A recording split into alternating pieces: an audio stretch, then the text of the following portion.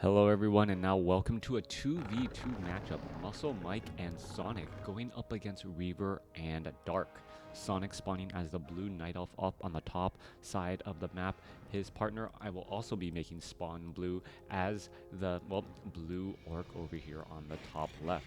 They will be going up against a human night elf pair as we see D4rK spawning under the name Aces Chelsea. I feel like I should like there's some like words out of Europe that I should just know how to say and I don't, and it just makes me look silly sometimes trying to pronounce different ways of the alphabet, especially when it's like, oh yeah, no, this is the romanized version of Japanese, or the romanized version of Chinese, or the romanized version of Korean, and like, well, there's different pronunciations everywhere. Alexa, stop.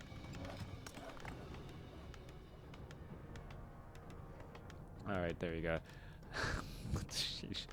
An alarm going off in one of my kids' rooms, and the kid is not there. So not there to turn off the alarm. If I did anything to affect your household, my apologies.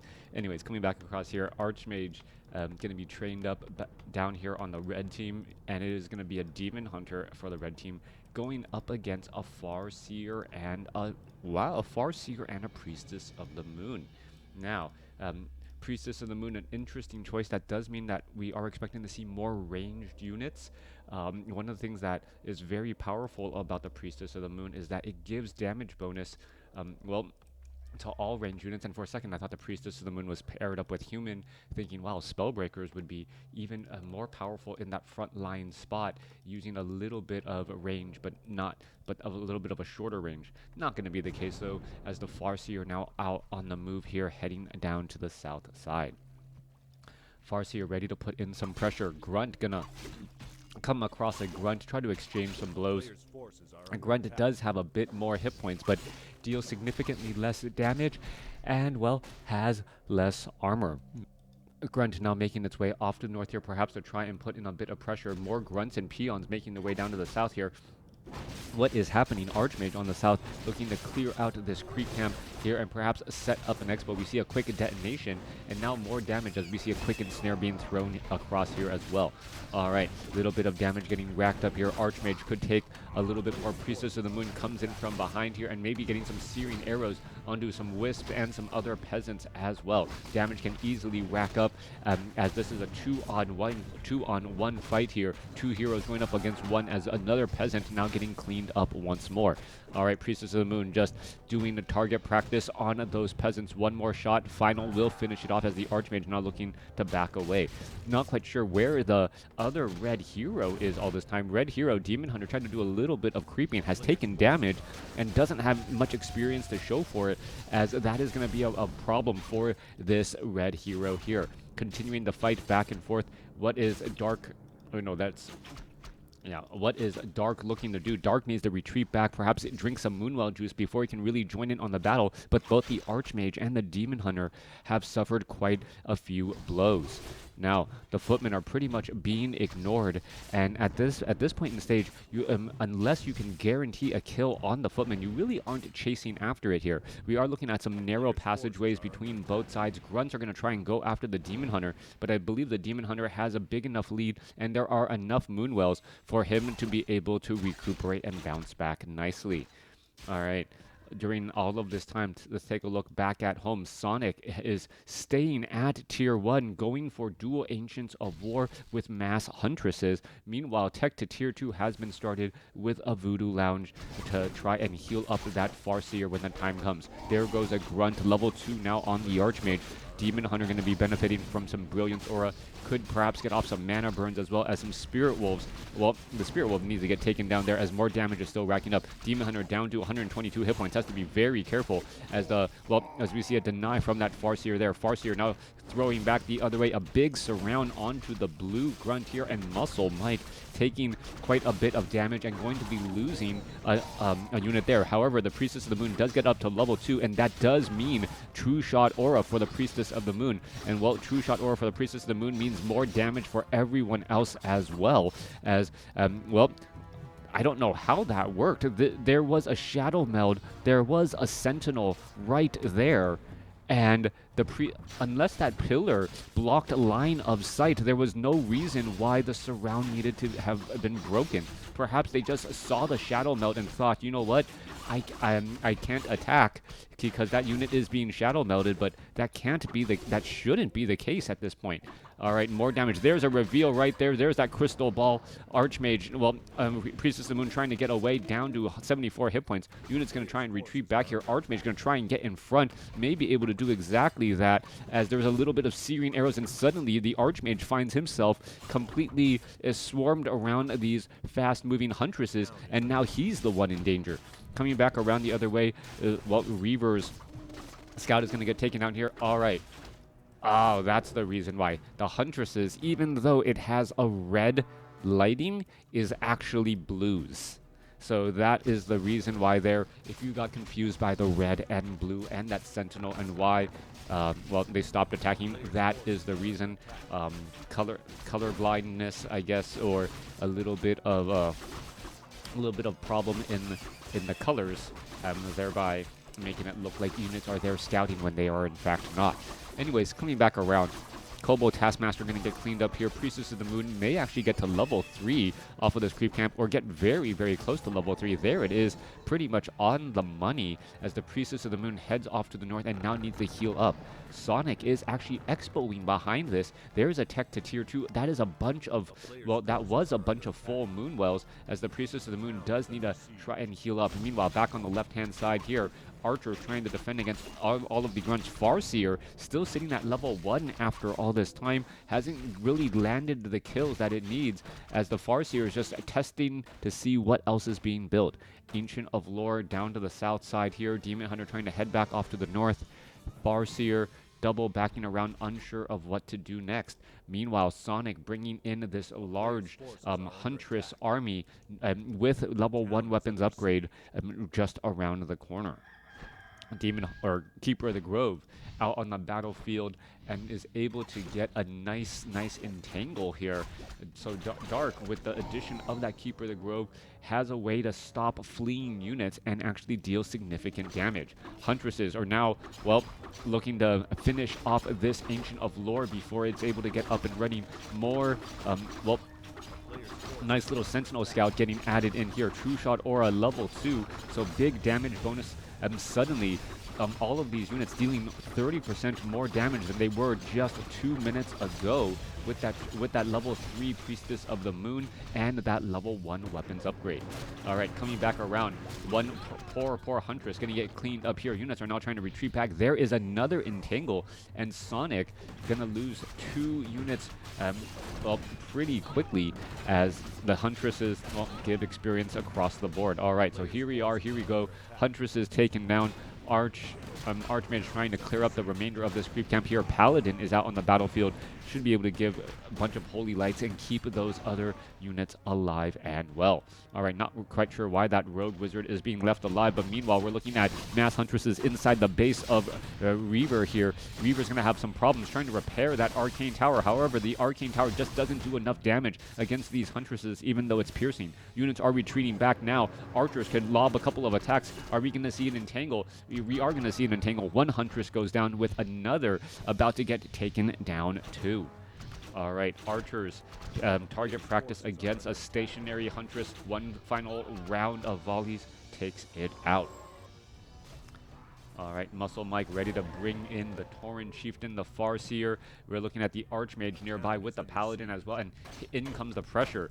All right, this is a strange move by MuscleMike. He pushes in, and knowing that the enemy is just around the corner, with his own partner being a little bit further away. The timing on these tactics and how to work together would make a drastic difference overall, as we see some repairs coming across here. All right, are we going to see that poor rifleman? No, he will be able to back away. Tauren Chieftain now here as well, and that means that all of the Huntresses are going to be attacking slightly faster with that level 1 Endurance Aura. Demon Hunter coming together here, a little bit of a pincer move, and now Sonik is caught between two armies and losing units rather quickly. Keeper the Grove gets up to level 2, gets a little bit more mana, could try and get in some more entangles, as well as the Huntresses are trying to finish off the archers before the archers finish off the Huntresses, and now more entangles here. Alright, army engaging here. Meanwhile, we see the Tauren Chieftain and, well, all of these units trying to engage back in the backside of the base, perhaps take down that haunted gold mine, or not haunted, entangled gold mine, but no real luck. We are running off of 3 bases for the blue team, as Sonik did establish up that expo. Army size is 43 supply, 40 supply going up against 35 supply, and 50.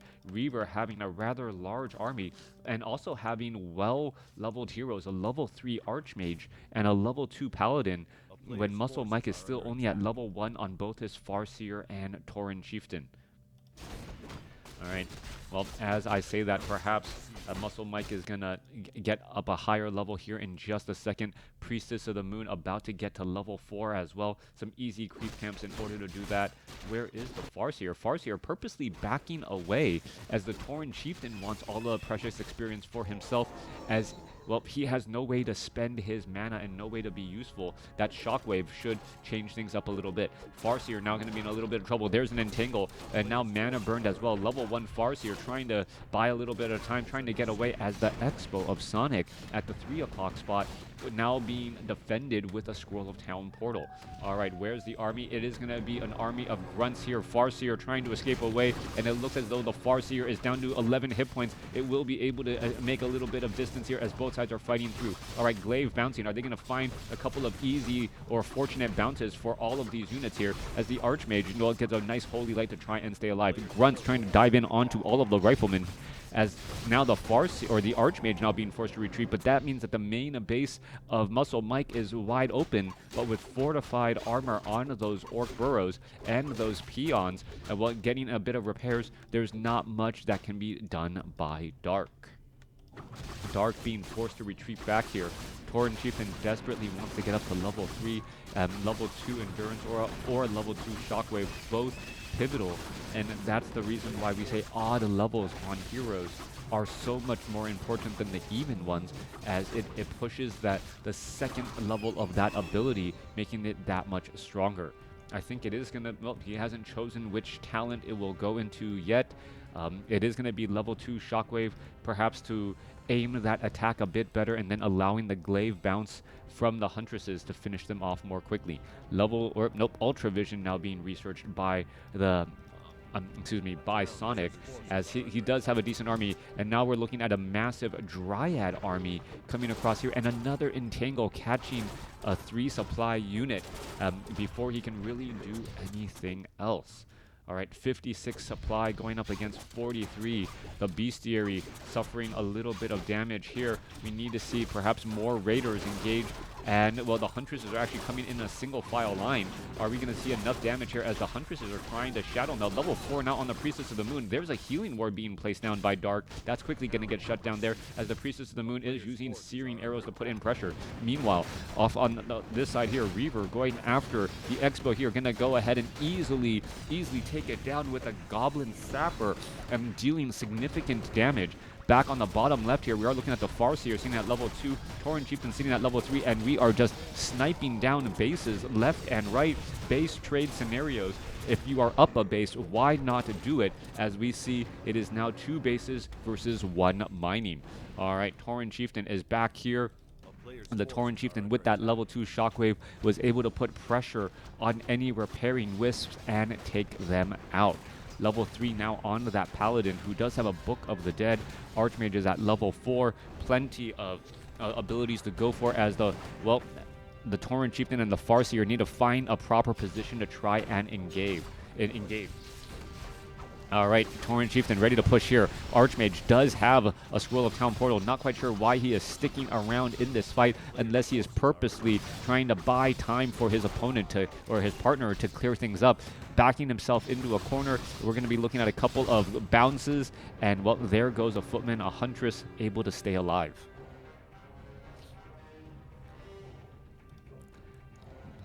All right, coming through. Dryads prancing around here. Southern side still has some relatively difficult creep camps to clear out that could give better hero levels, Archmage, Paladin, or perhaps better items. That may be what they need at this point and stage in the game to work together to clear out these difficult creep camps, or just focus on them a bit. We're going to look at the Sasquatch Oracle. Is taking quite a bit of damage. Rejuvenation going to make it easy for him to try and bounce back here. There's a big roar as in comes the red army inside the base of Sonik. All right. Dark and ReaVeR ready to put in a bit more pressure on Sonic's base. Sonik has picked up a Cloak of Immolation, and it now has level 3 True Shot Aura ready to perhaps try and defend here. This is some big damage for the Huntresses.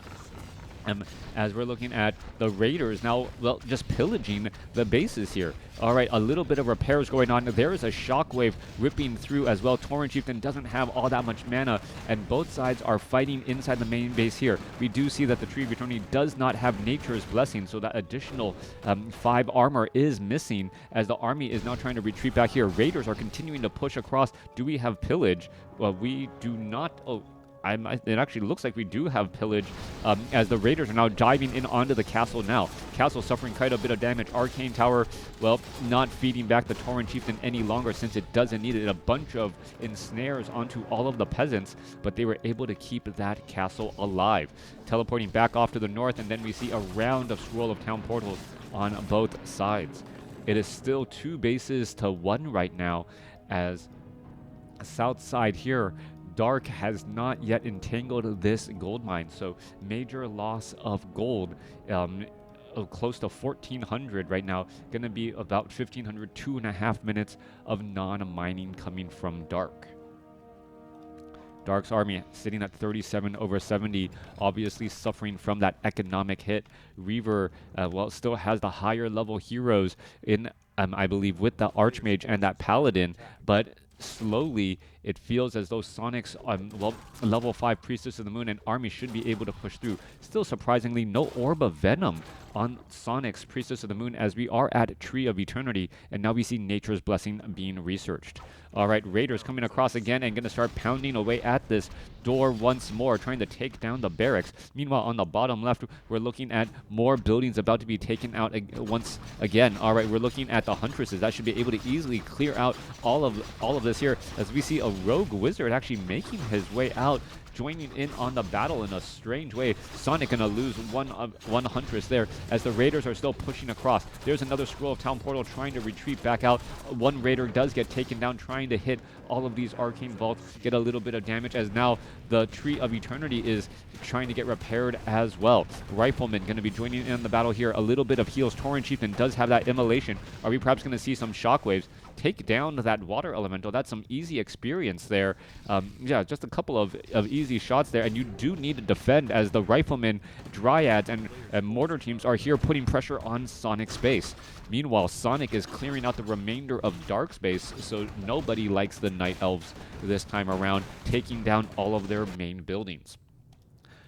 MuscleMike is, well, mining here from that 12 o'clock spot, so it is currently 3 bases versus 1 right now, one right now, but this base now all cleaned up, only 2.5 minutes of mining behind it anyways. As the archers and Huntresses finish off all of these remaining buildings, Raiders still doing tactical hits against the Arcane Vault here. Goblin Zeppelin going to get ensnared down, and these buildings are getting replaced back up again. Shockwave hitting the mortar teams and a couple of the guard towers, but the mortar teams seem to be okay for now. Raiders still diving on in here. Scroll of Town portal inbound. Torrent Chieftain is going to try to line up another shockwave, as Dryads now show up to the party here. The mortar teams could actually get in some accidental damage, as we are looking at entangles go down onto the Raiders. Wind Riders now joining in on the battle, but Wind Riders are a bit of a glass cannon, only 570 hit points with light armor, thereby taking more damage from these Dryads. All right. All right, Huntress going to try and test the waters here. Quickly says, nope, this is not a good spot to be in. ReaVeR has a good number of guard towers, but more importantly, these long-distance mortar teams sitting inside the base and, well, outranging their opponents and dealing significant splash damage. Meanwhile, back off to the north, ReaVeR still slowly inching into MuscleMike's base as well. The Northern Expo has been taken out. It is now one base versus one base as the Keeper of the Grove falls at level 4. All right, so much action happening all over the place. Tauren now joining in on the fight as MuscleMike now trying to retreat back with that Tauren there. A Demon Hunter is going to be able to finish it off. Yes, it is going to be able to do exactly that. Take it down. Taurens, and we are looking at a level 4 Demon Hunter, nearly level 5, a level 4 Archmage, and, well, a Shadow Hunter who actually came out onto the battlefield and went a bit too far.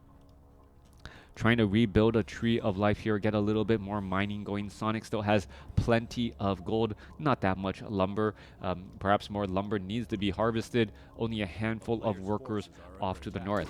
Some easy green creep camps going to be cleared to give the Demon Hunter level 5, accessing level 3 mana burn, Gauntlets of Ogre Strength +3. There you go, 1400 experience right on the nose.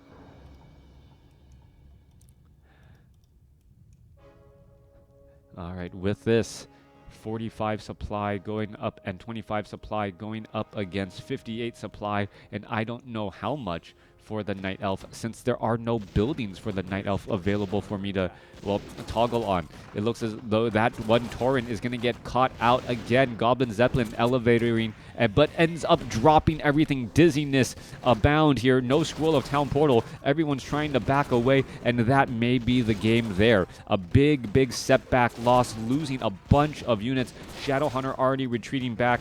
Not enough gold. Potion of Invulnerability being used as well as the Tauren gets taken down, giving level 4 to the Paladin. Level 2 Devotion Aura as the Farseer falls at level 3, and maybe the Tauren Chieftain as well. Tauren Chieftain trying to run away. Does have a Potion of Healing, down 19 hit points. He gets taken down, not using that Potion of Healing. All right, major losses abound. Both sides trying to recover here. Southern side, we see a Spirit Walker trying to do a bit of scouting. Only thing that can attack this are the Priests and the Demon Hunter here, as we are just going to be having a 35 unit surround on that Spirit Walker to allow, well, the Demon Hunter to finish him off. Yeah, I was expecting a Scroll of Town Portal buy. I was expecting some sort of escape from the shop right here after that Goblin Zeppelin, but no, didn't buy it. Even though I don't know how much gold he had at the moment, but even selling a Potion of Greater Healing would have worked out well to get that little bit of gold and try and save more of those units. The experience, again, by the red team off of that lost Goblin Zeppelin, or the dizzying Goblin Zeppelin, well, has profound impacts as, well, once again, MuscleMike may be caught out in open field again. Or do we see a quick hex? Yeah, quick hex onto the Demon Hunter. Demon Hunter, however, gets abolished magic. Dryad, as the, well, Priestess of the Moon comes across and says, you know what? I'm going to jump right in here. What are you going to do about it? You've been fighting from the protection of your own base for far too long. Now, well, flying machines may actually be able to get into some good sight on any of these shadow melded units. All right, so Priestess of the Moon just sitting amongst all of these buildings and saying, you know what, I can finish everything off here. And is this going to give... It does. This is going to give level 6, and now suddenly we have access to Starfall inside a base that you have no way of getting into. Look at the amount of damage that is just raining down right here. Dryads are trying to come inside, but there's nothing else that can get inside the space without suffering terrible damage as well. Random damage. A bunch of farms are going to be lost. Evasion toggling in here. The Goblin Zeppelin should be picking up a lot of these archers, but instead trying to go after the flying machine so that they have a way back out. Demon Hunter, the only thing trying to attack the Priestess of the Moon. Paladin now able to get inside here. How much damage can be done? Multiple farms, multiple buildings, as the Priestess of the Moon down to 237 hit points. Starfall is still going, taking down multiple farms as well. Just take down these buildings while you can, and then, well, try and escape away. It looks as though the flying machine was lost, but that Starfall did deal tremendous damage. inside the southern base. The only one of the only places that are mining. Sonik has reestablished this top right base as well, and we see MuscleMike on the bottom left, able to continue the mining still after all this time. Demon Hunter going to go ahead and try to clear things up here, trying to chase away that Goblin Zeppelin. But that Goblin Zeppelin now flying along the corners of the map, very, very well protected. All right, in comes the Farseer Torrent Chieftain. Are we going to see a drop inside here? We could, and that is going to be exactly what we see now. Priestess of the Moon shows up to the party, both sides trying to stop all of the mining that's happening here. There's a quick Hex. Scroll of Town Portal inbound as the Demon Hunter down to 243 hit points. Is it going to get taken down? Meanwhile, Archmage shows up to the party here. Guard towers are all getting taken down. Priestess of the Moon still trying to lob more attacks, finish things off. Scroll of Town Portal, perhaps a potion of healing. No, Scroll of Town Portal instead, taking down that tower. Demon Hunter falls at level 5 as the units retreat again. Off to the north, Priestess of the Moon now trying to finish off perhaps some of these mortar teams, searing arrows and just stutter stepping, trying to go after these slow moving heavy damage towards buildings. This is 12 supply worth of units here that could easily get cleaned up. Priestess of the Moon still chasing, and now decides not to finish the chase any longer or continue the chase. Bottom left, MuscleMike's Expo here, taking over one of the original starting bases, now getting pressured. Rifleman hitting the broadside of this great hall, going to be able to easily take it down. Meanwhile, Knights are going after these peons, trying to stop the mining, or at least take down these peons as well. Archmage already at level 5. Paladin will not get to level 5 here. Dryads come across as all of the peons are just going to end up getting cleaned up here.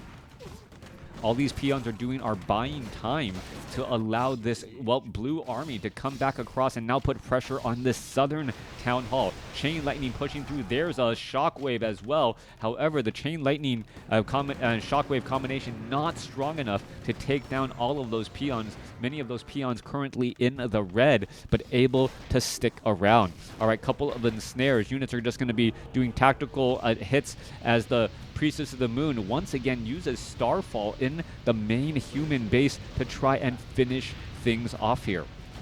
All right, there are mortar teams as well. Riflemen going to try and put pressure onto the Wind Riders.